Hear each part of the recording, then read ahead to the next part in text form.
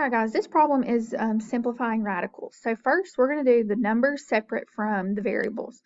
So if you take the square root of 162, okay, 162 doesn't have a square root, so we need to figure out what goes into 162 that does. And the largest thing that goes into it is the square root of 81. And we know that 81 times 2 is 162. Then the square root of 81 is 9. So we get 9 square root of 2. Okay. So I'm going to go ahead and write that down, but I'm going to leave some space for some variables. The next thing we're going to look at is k to the 7th. So we've got the square root of k to the 7th. Remember that the square root is understood to be a 2 right there.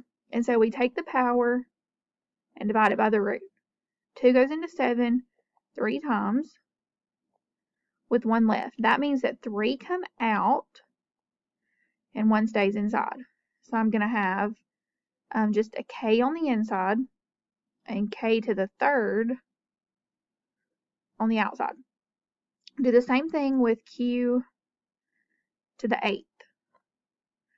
So I'm going to take the square root of q to the 8th, and we're going to take 8 and divide it by 2.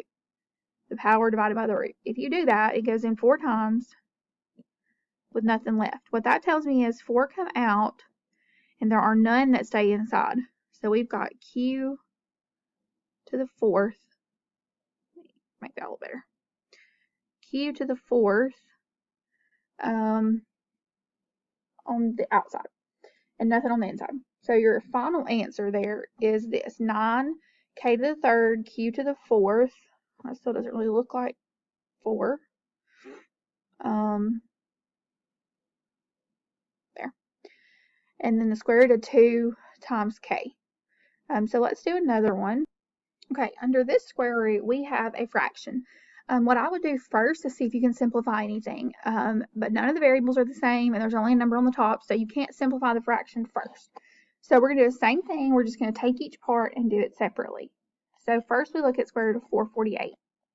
What you're going to do is just take that and start dividing it by things that you know has a square root until you find the largest one that goes into it. And that's going to be 64. So 64 times 7 is 448, and we know the square root of 64 is 8. So we have 8 square root of 7. So I'm going to put 8 on the outside, leave some space, and we know we've got square root 7 there. Okay. Then we're going to look at x squared. So I've got the square root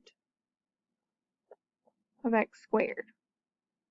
So we divide the power by the root, and it goes in 1 time with nothing left. That means that 1 comes out, so an x comes out, and there's none left inside.